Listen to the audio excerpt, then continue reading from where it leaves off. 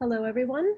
It is 1 minute past the hour, and I want to be able to start relatively quickly so that we can allow for our panelists to have the most amount of time to give you all the information that they have brought here.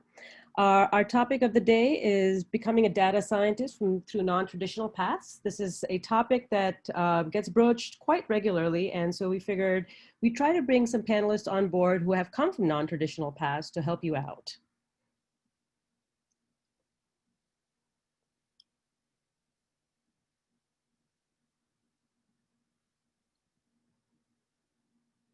Not sure if, here we go.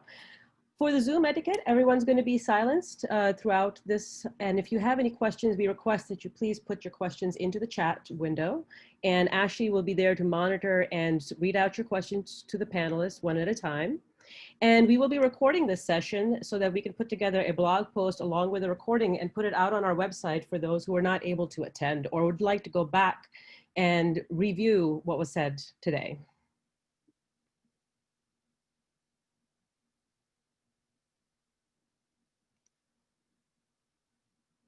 So I would like to tell you a little bit about the Women in Big Data group. Our mission is to inspire, grow, and connect, and be the champion for the success of women in the big data field. And the mantra is to help diversify this field from the beginning instead of having to fix a problem of lacking diversity when it has become a problem and people start recognizing it. Unfortunately, we are sort of in that situation, but we would like to try to prevent any further slide down the hill.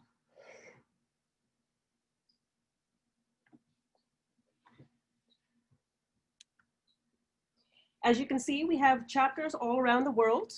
And as of January 2020, we have a little over 15,000 members as part of our various chapters.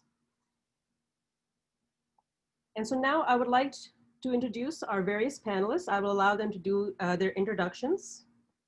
The first is Mary Wilcock. Mary. Hi, everyone.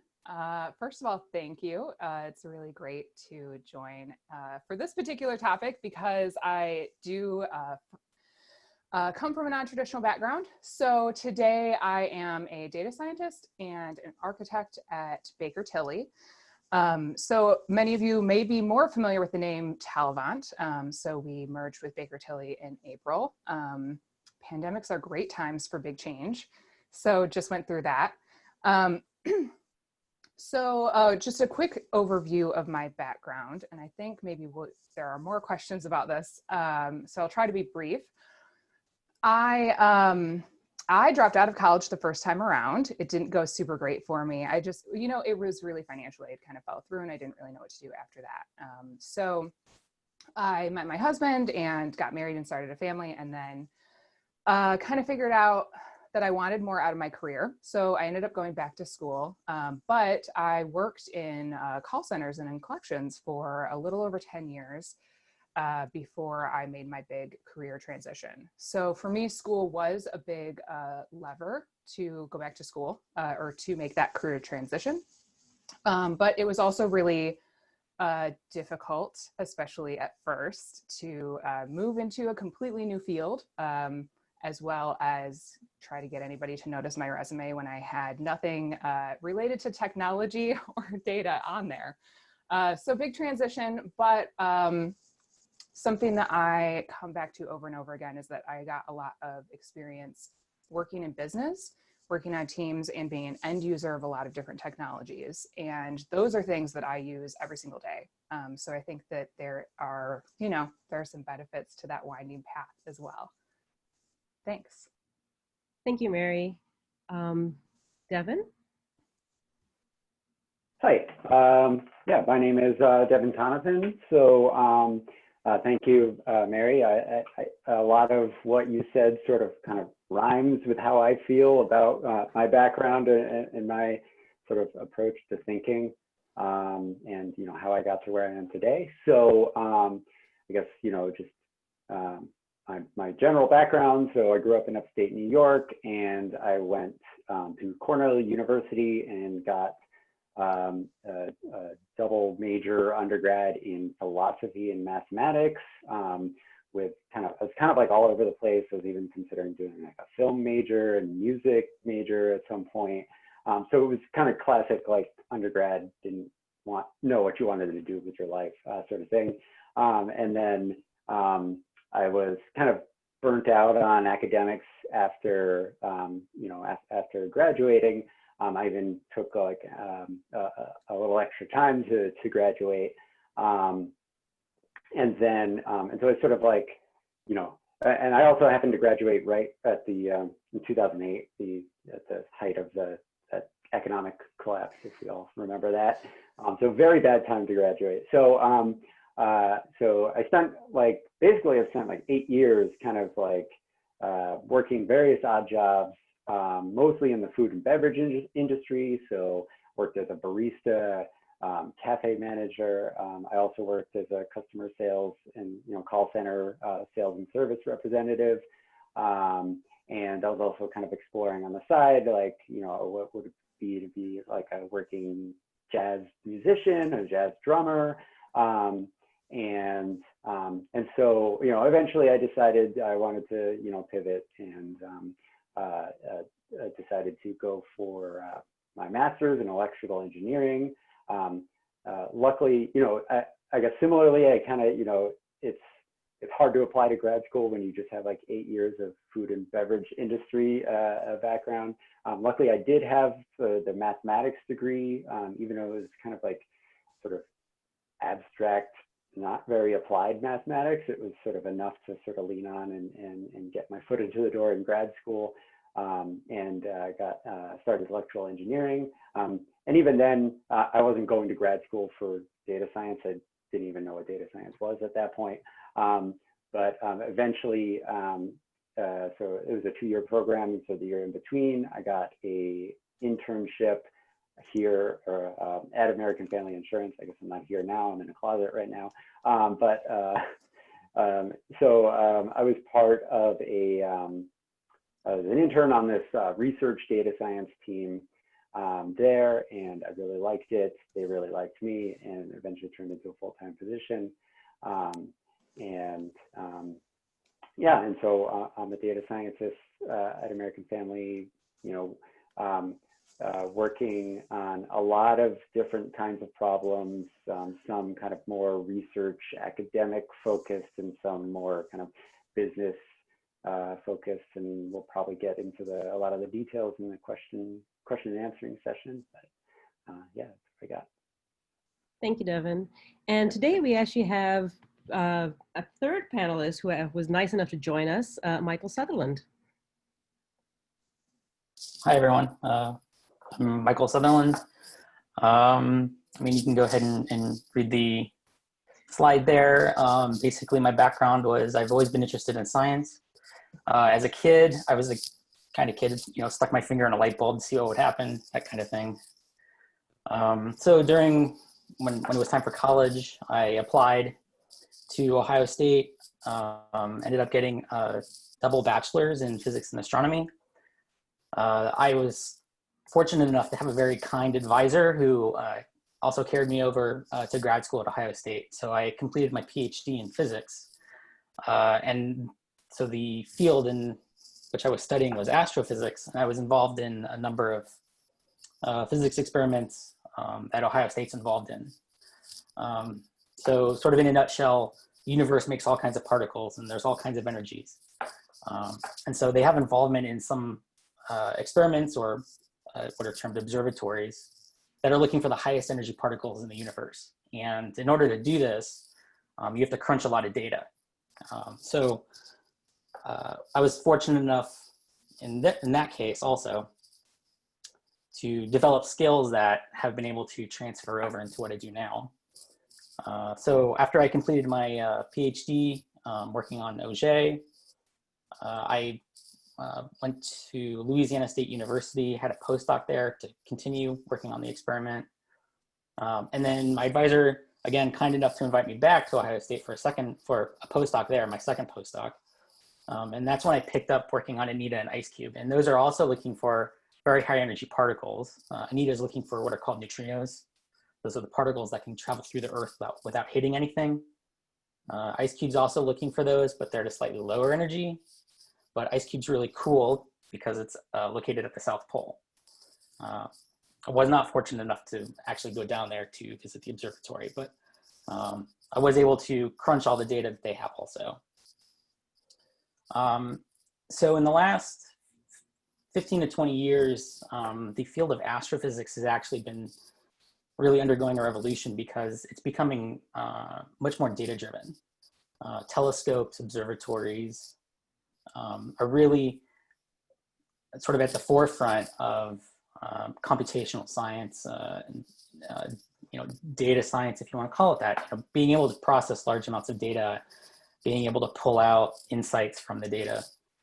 So a lot of the skills that I was able to pick up during these postdocs and during these academic studies, been able to carry forward. So I was on an academic track for a very long time, and my goal at the time was to possibly land a professorship. That's actually very difficult because that's a highly competitive field, and unfortunately, a few years ago, the federal funding situation changed in the United States, and we were going to have a lapse in our funding. So at the time, I put out feelers and applied for positions. I was picked up by a company called HCL to help support IBM with a product called Demand Tech. And so this is pricing software for retailers to optimize prices based on a number of factors. So earlier this year, that split out into its own company, Acoustic. So I joined Acoustic to provide modeling services support for this pricing solution. So that's sort of where I've gotten to right now at the time, just working on that day to day. So I'll hand it over to the hosts to start the Q&A. Thank you, Michael. All right, so we'll go right into our question and answers. I know that at least for some of my questions, you guys have actually given some great answers, but one of the things I would like to have you answer is, what is data science to you?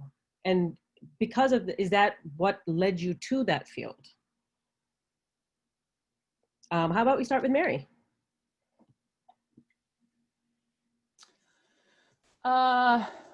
Data science to me is solving complex problems with data in a scientific manner, right? Where we can create some kind of hypothesis and try to prove it or disprove it.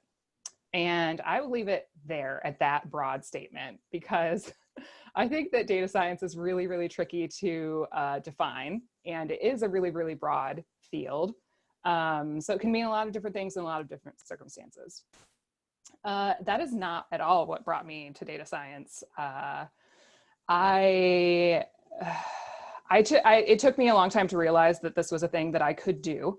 So even when I went back to school, I didn't realize at first. And I realized that I was interested in broadly the field of technology, but I kept taking classes and saying, I'm glad I know that, but I definitely don't want to do that. So like I took like a networking class, right? And like, ooh, that's sure, I might think about that once another time, but I definitely don't ever want to do that for a job. Or I can't even remember another one off the top of my head. Anyway, I ended up coming to this thing where I was like, I'm interested in using the data to do something with it. And that was the thing that like eventually got me down that path to figure out like, oh, I could be a data scientist. I'll do that. Nice. How about you, Devin? So Mary kind of stole my definition of data science, but I guess that's what happens when you're Devin, we're like kindred spirits. Yeah, I guess so. But yeah, so I mean, very broadly, maybe just to reiterate, like I think of data science as basically applying techniques from mathematics and maybe sort of engineering approaches to data in order to solve some business problem or extract some kind of value. So that's maybe like the sort of the application of data science, what that looks like. And I really like how you sort of defined it. You sort of, I feel like in general, the science part of the word gets lost, and there's too much emphasis on the data. So I really like how you kind of, pointed out that the scientific method is a big part of the sort of the definition of, a scientist will make a hypothesis, maybe based on intuition or observations, and then design experiments that could test those hypotheses. And then, if enough of those experiments turn out the way you think, then maybe you can apply math and logic to develop a theory around it, or kind of develop new tests and new hypotheses, and eventually, so data science is just like that method, but like using a specific set of tools, data and statistics and mathematics, and to test specific kinds of hypotheses relevant to sort of extracting business value from data. And so, so I mentioned sort of in my intro that like when I started grad school, I had no idea what data science was. So it wasn't at all on my roadmap of like, yeah, this is what I want to do with my life. One of the kind of like the sort of turning point for me was I was at a job fair, sort of on the lookout for internships. And I was like kind of like going around talking to people and kind of interviewing. And this was like a sort of a electrical engineering and computer science like wide job fair. So sort of the jobs were all over the map, and there's sort of like chemical engineering and like circuit design type stuff, but also a lot of like software development and full stack software engineers and that sort of thing. And I was sort of like going from booth to booth, and I'm like, wow, like I don't fit into anywhere here. Like, talk to the kind of more hard electrical engineering people, and they're like, I have no idea what you're talking about. And and then I talked to the software engineering or software development people, and they're like, well, how can you code, or how are your algorithm code skills? And I'm like, I haven't taken any algorithm classes. And so it's sort of in this in between where it's like, okay, I know my skills. I know I had skills, I swear, but I didn't know where they would fit. And so I kind of like talked to one of my professors about this, and luckily he was like, oh, there's this thing called data science. I think it would be a good fit for you. And I looked into it, and I was like, oh yeah, that's exactly who I am. It's basically like, applying mathematics to solve puzzles and solve problems. So that's sort of, that was my path to kind of figuring out what data science was. And, it turned out it was exactly that sort of in-between position that was perfectly what my skills were suited for. Great, great. And how about you, Michael? Yeah, so I guess data science, Devin and Mary both stole my answers to follow up on that also. Glad we're all in agreement. Yeah, we're all thinking alike. I think there has to be a sense of curiosity. Data science is really about asking questions. You're posed a problem, you have a question, you have to question how you need to answer that problem. Maybe even realize, is there even an answer? Sometimes there might not be an answer. In the physical sciences, sometimes there isn't. The particle might not exist, for example, if you're looking for something. In business, for business data, you can more or less come up with an answer. That's kind of sort of sketchy, I suppose, but you have to look at the data and try to apply techniques, mathematical techniques, statistical techniques to tease out some insights into what that data is telling you. And does it answer the question that you're looking for? I think that's sort of overall data science. Okay. So clearly you guys like to do what you do. So I would ask, what does your typical day look like? And then which is the favorite part of your current job? How about Devin to start? All right. My typical day. My role at American Family is part of a research data science team. What that means is like typically, it's supposed to be, 50-50 split between this more kind of like academic research forward kind of projects and work and the more kind of like traditional data science solving a business problem. And obviously there's some gray area in between. But typically we have like 2 to 3 projects going on. During the summer, you might have 2.5 to 3.5 because we're working with interns right now. But yeah, so you have like 2 to 3 projects. So a typical day, might be maybe I'm going to spend this day dedicated to this project, or a lot of times what I'll do is, in the morning I'll devote to project A, and in the afternoon I'll devote to project B. And typically you might have meetings in the morning and the afternoon, so it makes sense to structure the day around that. And obviously you kind of have to be flexible because a lot of the data science work is sort of one, it's hard to predict how long certain tasks are going to take. That's kind of like maybe like the research process in general. It's sort of, you don't have sort of set requirements that you're following, and like, it's easy to say, oh, I can do this in an hour, and I can do this in 3 hours, so I can do that in the morning or whatever. And then there are things that it's sort of like you're training a model or you're running some inference, and it's gonna take 4 hours or whatever, or overnight or something. So it's something you can set up and work on something else while you're waiting for that to finish. So that's a kind of like a typical day for me, I guess. Sort of like have 2 or 3 streams of work that you're trying to balance.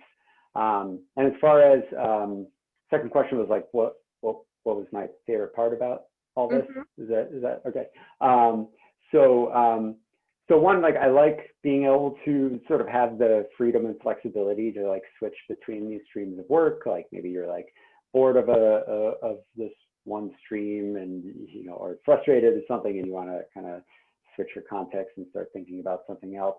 But another kind of like on that topic is sort of like I mentioned, like the nature of the work is not necessarily like a set of requirements of like oh, do step 1, 2, 3, and then when you're done, kind of do steps 1, 2, 3 before your deadline and submit your work. It's sort of, that's not how it works. It's more kind of like every day is solving a different puzzle, and I like that work. Like I don't feel like any given day is identical to another given day. Like the nature of the work changes day to day. And that's something I really like, that sort of just the diverse nature of the work. Lovely. How about you, Michael? Sure. So my day-to-day work mostly involves running price models. I'm the subject matter expert for the demand tech pricing solution. New ticket requests will come in for basically different categories to be modeled. Think of aisles in a grocery store. You have the signs overhead. Here's baking goods, here's milk, here's eggs. Requests come in to model that stuff. So my day-to-day is handling all of that, kicking off models, running the software. I can't say more often than not because it's a very resilient software solution, but occasionally we do have errors, and that's really where sort of the bulk of the work comes in, is being able to identify what happened. Why did it fail? It could happen for a number of reasons. It could happen because the code just doesn't have a solution for it, or the data was bad. You know, a large part of data science is also understanding the characteristics of data. So being able to identify those situations, how they are distinguished from the others. And that's, to go towards the frustration that Devin was talking about, that's a large source of my frustration, is being able to figure out why something failed like that. So, and then also supporting my colleagues. You know, they have other roles. My primary role is running modeling services. My colleagues run different aspects of the solution. So it's also helping support them, you know, asking them for advice or asking questions, being able to communicate to them to understand why something failed. They might have insights based on what they do as to what happened in my cases. So that's sort of my day-to-day, and then lots of meetings. There's always meetings to communicate with team members. And is that your favorite part? It's part of it, yeah. Especially now, being able to, you know, talk to a person, at least seeing them, you know, face to face, the way we are right now, for example. Yeah, meetings are fun. The flexibility of being able to handle. So, you know, there's lots of streams going on, being involved in lots of activities. So having the flexibility to jump between different tasks, sort of take my mind off of one thing. If, you know, something is frustrating me, I can step away. I can look at something else, try to come back with a fresh perspective. So being able to have that aspect is very nice. Great. How about you, Mary? Well, my day-to-day varies quite a bit because consulting. So for me, it depends upon the client. And what I have found is that there's the biggest variance in work stems from the place that company is at in their data maturity model. So I'm working on a client right now that's very data mature. We have a bunch of stuff in the cloud, and we're like beefing up their cloud infrastructure, and it's very cutting edge, sophisticated, and fun. And I have a product manager, and we like actually run sprints, and it's very straightforward about like, here's my technical work and I'm going to sit down and do it. And then here's like the couple of meetings that I go to. So a lot of that work is like, I'm going to sit down and I'm going to code today. Whereas the client before this that I was on, they don't do any data science at all. And I went in and they do like very minimal reporting. Like they're very low on the analytics maturity model. And so I went in and it was just me, and we were doing like a proof of concept, just basically like, yes, you do have enough data just based on your like sales transactions that I can build this model for you. Because they were so immature that leadership was really skeptical of like, can we even do the data science? So that was a very different experience of having a lot of communication throughout my day, a lot of just like digging around and getting the data together, because nobody had ever built any model off of the data. And so the data was not engineered toward modeling at all. So that's my story. There's a lot of variance. The things that I like, the thing I like the most is both things, is that I love that I can have days that I can just sit down and put some music in my ears and just, nobody's going to talk to me and I'm going to code all day. And that's beautiful. And then the next day I can have meetings from open to close, and I get to talk to people about why this is awesome and why this is going, like the thing that's going to help them solve this problem, or like do it faster, do it better, do it, whatever the thing is. Because that communication gap, I get really jazzed up about that. And then I burn out my people time, and then I get to go sit and code. So my answer is all of it. Lovely, lovely. And it looks like we have some questions. Ashley, could you please go ahead and ask our panelists? Great, we have some really interesting questions from the group that's attending today. The first one is kind of throw it out to all three panelists and see kind of who chimes in first. But what makes professional data science apart from those that aren't true data science? So what is the difference? And is it really imperative to have at least one non-SQL database kind of experience? So what distinguishes a data scientist from just someone that works with big data? I do not think it's imperative to have a NoSQL experience. I think it depends on the company you work for and what stack they're on. They want you to have some experience in their stack. And my opinion on what differentiates people who work with data versus data scientists, I inevitably come back to who can do statistical modeling and machine learning. That seems to be the differentiator that I always find, is that there are a lot of people who are good at, who have used data and done something close, like in data engineering or whatever for a long time, and they're very familiar with it. But I find that folks who aren't rooted in the math and the statistics waver on that point. Yeah, I would agree with that. I personally don't have a lot of SQL experience. I have some. A lot of it was picked up in my current job, in my current position right now. I had very minimal contact in academia because data is not really stored in databases, at least in the experiments that I participated in directly, and then had colleagues who were in related but different experiments.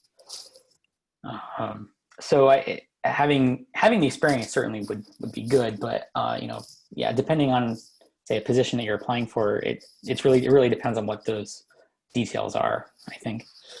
But it wouldn't hurt, certainly. And then for professional data science versus just non-data science, having a math background, statistics background, having that understanding to build a framework to understand something and being able to approach it scientifically, I think is what really sets it apart. Great answer. Devin, do you have anything to add as well? Yeah, I guess on the sort of data scientists versus maybe someone with just a computer science programming background or whatever. Maybe you've seen the sort of Venn diagram of data science being at the center of programming, statistics, and business analyst or whatever. And I think there's a lot of, it's kind of like a caricature, but I think there's a lot of truth to that, and that that sort of the center of that Venn diagram is really that unique part of being able to synthesize, take what's necessary from software engineering and coding and programming, and synthesize that with statistics and math, and extract business value for that. And like maybe a data engineer would just be two of those three bubbles, and then like maybe like a business, basically like being at the center of that Venn diagram is what sets apart a professional data scientist. And on the topic of NoSQL databases, or learning a specific skill, so obviously it's not going to hurt you, but I'm just generally going to agree. I usually caution against kind of maybe putting all your eggs in one basket, or learning a specific tool, because as Mary said, like odds are the job you get is not going to use that tool, or they're going to maybe use it in a different way than you were trained. And the sort of your training in that area is not going to be useful. It's more important to sort of, I guess, demonstrate that you're able to learn it. So, learning it in the past, obviously, is one way of doing that. And also, like, the tools themselves are changing so fast in this field that, you could spend a lot of time learning what's important today, but then, 2 years from now, all those will be out of date. So that's another kind of reason not to, I'd caution against, like, learning specific tool sets. Devin, what are your thoughts? Are there any hard and soft skills that really helped you excel in your current career, or that really set you apart as you're trying to evolve in your career? Yeah, I like to, I like to believe that I was able to draw on my my customer service sort of background, because that obviously that's a lot of interacting with people. And I've heard like, maybe it's kind of, like a buzz phrase or something, but like all jobs are customer service in some sense, or, because there's always a customer, there's always someone paying money down the road at some point. But just kind of like the interacting with people, and that, I guess that soft skill of public speaking or things along that line. When I was just out of grad school, just out of undergrad, I was pretty shy. I certainly wouldn't feel comfortable speaking, either virtually or in person in front of a crowd of people, let alone like present sort of research ideas or business kind of, solutions to business problems. And today I feel pretty confident in my ability to sort of like break down these sort of like big picture, maybe kind of high level abstract things into kind of simpler ideas. And a lot of that comes as, my customer service background of, people would ask questions. So like, oh, what are you doing? What's that? Tell me about making espresso, or, what is necessary for, to set up a recording studio. And I'm just able to kind of figure out answers and explanations to that on the fly. And those sort of skills do transfer to, oh, what does this algorithm do? Or how would you, solve this business problem? Great, thank you, Devin. Mary, question for you. Do you have any recommendations on how someone with a non-formal education could build their portfolio and really capture some employers' attention? Do you have any like independent driven classes, competitions? What could someone with a non-formal education do? I'm going to answer this in two parts. Probably unpopular opinion, but I would say if you don't have a degree in something, it could be unrelated, but that degree plus experience, in my experience, I think you might have a really hard time making it past HR. I think that it's dumb, but we also, as data scientists, made a bunch of cool algorithms that screen out resumes. So that's tricky. It's tricky. And let's say that you have a really cool degree in a completely unrelated field. And so you don't need more formal education because you've like checked that box, which I think like Michael's probably a really great example, right? I think then I would go to Kaggle is always a really great option. The thing about Kaggle that is a downside is that your business problem is handed to you and your data is handed to you.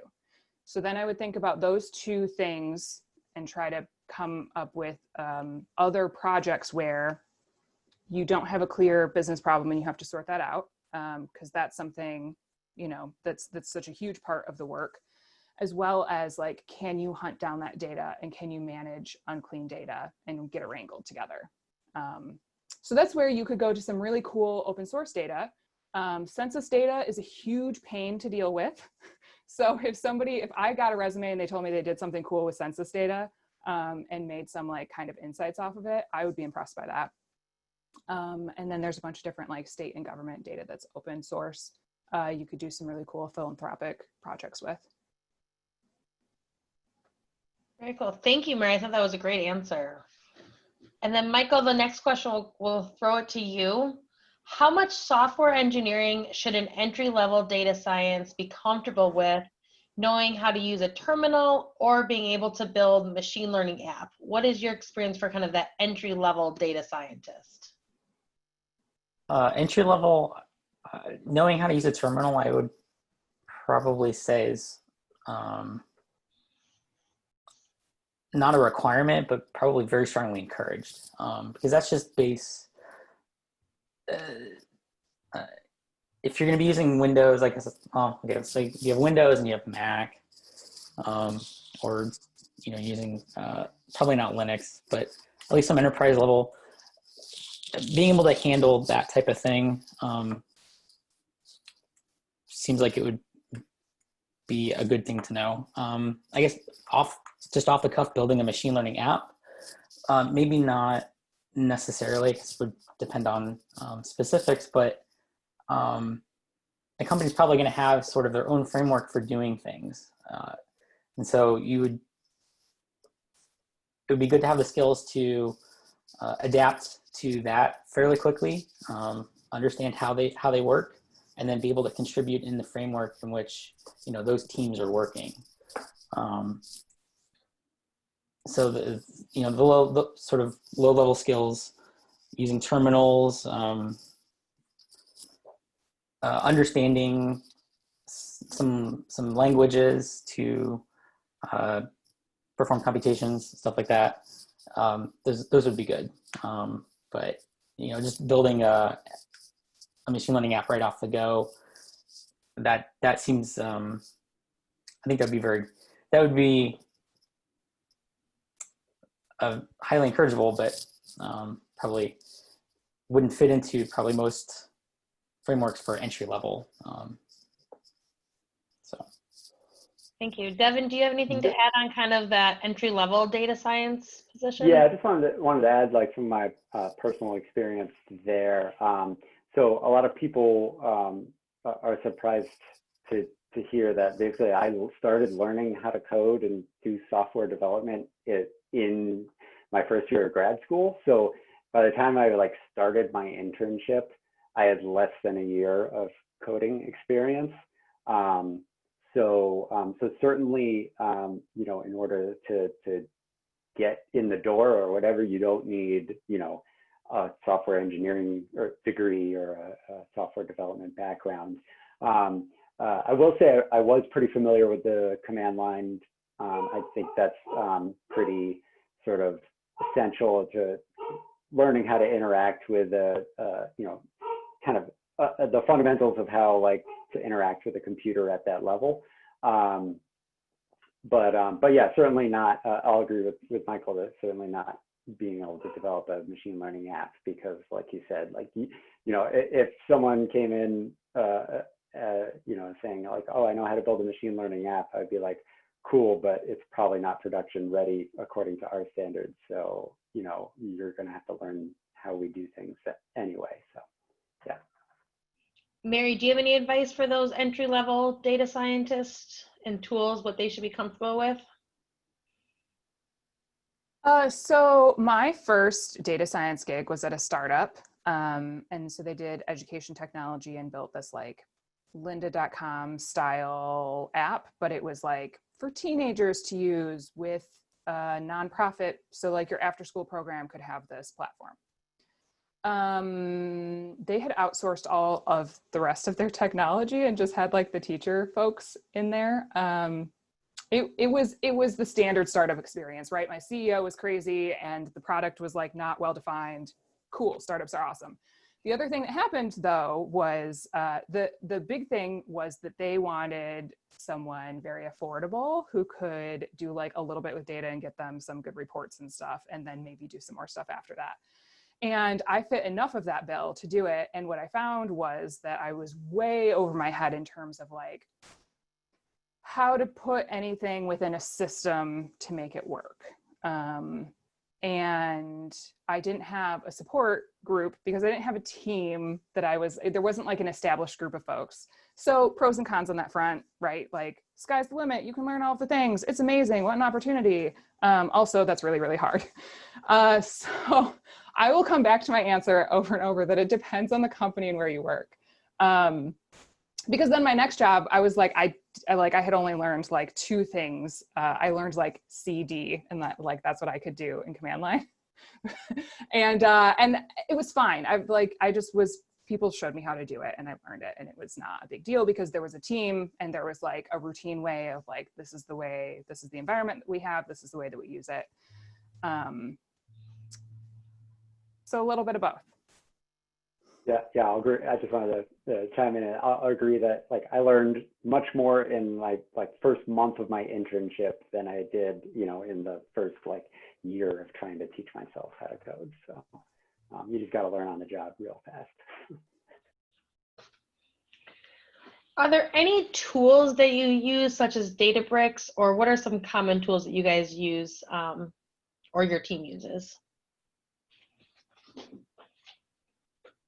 I do use Databricks. I'm a big fan of Azure. It's a pretty good setup, but it's pretty expensive. So unless I'm doing something at a client that already has that stuff spun up, I am going to do development.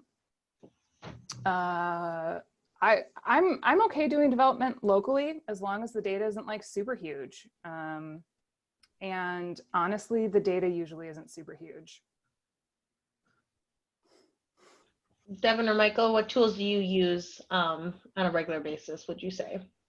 Yeah, so yeah, we don't, especially our team is more kind of this more research focused, so we don't use these kind of out of the box solution type things like Databricks very often. But we do use a lot of kind of these, you know, more lower level things we do use. All our stuff is deployed to AWS. We use some of the out-of-the-box tools there, but mostly just to help out with the infrastructure, the lower level infrastructure. We tend to not use like the sort of, I forget what it's called, their machine learning as a service stuff. So we don't use that SageMaker. That's what I'm thinking of. But we'll use like Docker, these kind of tools that help kind of orchestrate these workloads. And I'll agree with Mary that, you know, most of the time you're doing stuff locally because the data is actually small enough to fit in memory. Yeah, and for me, we're not using Databricks ourselves. The rest of the data science team has their own compute clusters available, but they are using Spark and Jupyter Notebooks to do a lot of the analysis work that they are doing. So it's not Databricks itself, but related. Sounds good. Michael, I'm going to start with you on this next question. In general, are all data scientists responsible for developing their own theories, or are they trying to solve specific data problems? They're just trying to understand how autonomous data science job really is. So again, it'll be fairly specific to the position, I suppose. Some managers might say, okay, I want you to try it this way. Others might be more flexible and let you come up with the approach that you need, or that or take your input and run with that. But yeah, I mean, usually you're coming up with an idea of how to pull the insights from the data that you're looking for. Sounds good. Mary, do you have any thoughts on how autonomous a data science job is? My experience is that the business problems are posed to you, right? Like there's a reason that you've been hired, and so there's some kind of process and cycle that's going to like promote business need and these questions to you. I have not experienced a situation where it's just like, here's some data, tell me what you can find. However, the other thing that I find is that usually nobody cares how you solve it. And outside of maybe like your cool nerdy coworker, like no one wants to hear about it either. Because it's complicated and it's math, and a lot of people are overwhelmed and intimidated when you start talking about math. Thank you. Devin, do you have any comments? Yeah, I mean, I guess it's just my personal experience because I've only had this one job and have had one, so just one manager the whole time. My manager is notoriously hands-off, and he's sort of like, you know, find your own problems and solve them however you want, and just talk about the solution with me. So definitely, you know, maybe it's the nature of our team. Very good. I see I think it's the end of the questions in the chat. Feel free, we may have time for one or two more, so feel free to put some more questions in. Otherwise, Malia, do you have some questions that were asked in advance? Yes, so there's one question that I find kind of crops up a lot. A lot of people will be using the terms AI, which means artificial intelligence, ML, which means machine learning, and DS, which is data science, as interchangeable terms. And I'd like to know from the panelists, do they see these as different, or do they see them as the same? And what do you assume that you do? Like which bucket do you put yourself in?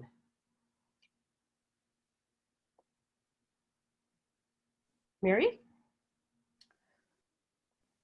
So I think something very pervasive in our industry is that everything is surrounded by buzz, right? And we always have the next big buzz term, right? So 10 years ago, it was the big data term. And then we, you know, evolved more into data science, and then we evolved more into AI and ML and all of this. And the thing is I don't think they're that different. I think that if we want to have a nerdy conversation about the math of it, sure, machine learning and AI are two different things. If you talk to anybody who does not want to understand the math of how any machine learning algorithm works, they're the same thing. People use the terms interchangeably. And so I gave up a little while ago, and I use the terms interchangeably with folks because I think I see it used that way so often. And the thing that I find is that I'm not going to stick to one term if it becomes not advantageous for me. So if I stand out more as a better candidate or as a better professional because I say that I do AI and ML versus I just do data science, like, let's leverage the buzz that's out there.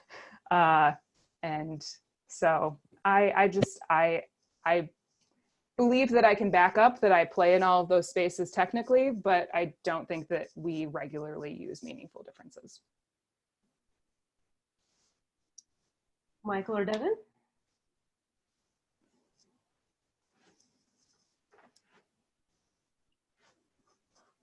Yeah, I mean, those are good points. I think, you know, my work, I guess, you know, AI and ML, I'm willing to say, are kind of like, you know, I would call ML, machine learning, a subset of artificial intelligence, if we're getting technical, but I agree that, you know, most people would just use them interchangeably. I do think data science is kind of like on a different plane. It's sort of like the application of AI and machine learning to solve business problems.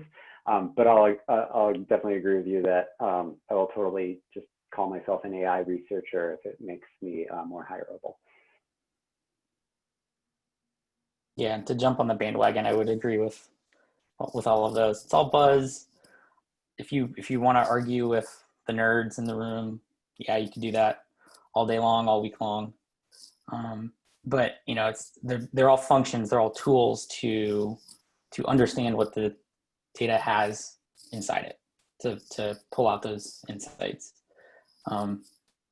Yeah, and data science is leveraging all of that to achieve that. So I would agree with both Devin and Mary on that. Great. Where do you guys see this field going in the next 5 years? Anyone can speak whenever. So I guess first, you know, if I knew the correct answer to that, I'd probably be rich right now. But I guess in general, some trends I see. I mean, there's a huge shift. It's kind of been in progress towards cloud computing, and so maybe like away from, you know, like Mary mentioned, like a few years ago, big data was the sort of like the trend. I think that like cloud computing is sort of replacing that. And so, so I think that's kind of like an important skill to develop. Like I think all the big companies are going to be moving towards the cloud in the next few years. Also, there's So you don't use any freezer space. Yeah. Sorry, is someone asking a question? No, sorry. Okay. Also, I think there's kind of like a trend of like what maybe has been called like AutoML, which is sort of tools that sort of take some of the data science workload and sort of try to automate it, which I think, in some sense it's kind of scary because machine learning could be, and these sort of techniques can be dangerous if you just sort of let them run wild and don't sort of understand the implications of using them. But they also, there's a lot of power in that to sort of take away the sort of grunt work and the boring work of like maybe the data cleaning. So I do think that sort of field will be kind of more fleshed out in the next 5 years. Anyone else? Yeah, I would agree with that. Devin actually stole my answer. I was gonna say one, if I knew, I'd be rich, and then number two, and I think there's a push towards autonomous functionality. Being able to let these things go off on their own, process the data, have some not maximum oversight, but some reduced oversight, or probably minimal oversight, to just do what they do, let them do what they do, to give us back the results, and then let the humans act on that. I know, and then to echo his sentiment on that, that seems like a scary proposition. From my academic days, I know that as in astrophysics, as these machine learning AI algorithms are starting to appear and then look like they would be good data processing tools, a lot of the professors would have the grad students say, well, what exactly is this doing? This thing is a black box. What is it doing? We would like to apply it, but we're not just going to apply it blindly. We want to understand what it's doing. What are the implications of this? How is it coming up with its conclusions? What does that mean? Stuff like that. So there might also be some opportunities there to better understand how these things work. Maybe not, just reading the code and saying, oh, it does this, it does A, then B, then C, but really understanding the characteristics of what it's doing. That seems like, to me, that there'd be some opportunities there in the future. Sort of from a philosophy standpoint, how do these things work? Mm-hmm. I just want to specifically echo that all of these AutoML things are super dangerous. I think we need look no further than a p-value or a t-test to see how non-statisticians don't use statistics well. Bad news. I feel like models that data scientists like put training wheels on and give to other people have been used poorly frequently. And we can also, there's a lot that we can talk about around like ethics of AI and like facial recognition. And there's a lot of stuff going on in this space that is much bigger than just, can I program something to grab some data and build a model? And so I think we still need a lot of assistance in that. Something that I think is interesting that is changing in the field is that I think this one title of data scientist is being broken apart, and it's been identified that there are actually no unicorns in the world, and we are better at different things. And so one successful team model that I've seen is where you get a bunch of data scientists, all have the same title, but you specifically hire people who, person A is really good at software engineering, person B has, a PhD in statistics, and person C, so you take people's different strengths and you put them together into a team. And I think that those are breaking out into different titles increasingly, where we see like the ML engineer and the data engineer, like more specifically on those teams. And I think something interesting to keep an eye on is to watch and see what happens in the Bay, as well as like broadly on the coast. My experience is that most businesses in Wisconsin tend to be a little bit behind the front edge of those things. Although not all of them, and I'll say AmFam always stands out on that. So good job, guys. Well, thank you. So we are at time, and I do thank you all for your lovely conversation and the answers, and I hope that everybody got a lot out of it. If you would like to know more about women in big data, please visit our website. And we have a Twitter handle. We have various local meetups. Please, if you're in the Midwest, which I assume a lot of people here are, please feel free to check out the Wisconsin, Minneapolis, and St. Louis meetups. All of our sister sites are also doing virtual meetups because this is the pandemic zone. So everybody has access to all of the lovely events that are being put on, and I would highly encourage you to join these various meetups and enhance your skill sets. And if you have any additional questions that did not get answered today, please feel free to email me through Meetup, and I will see if I can get you some answers for our panelists. Thank you so much for attending, and I believe this would be the end of our discussion. Thank you, everyone.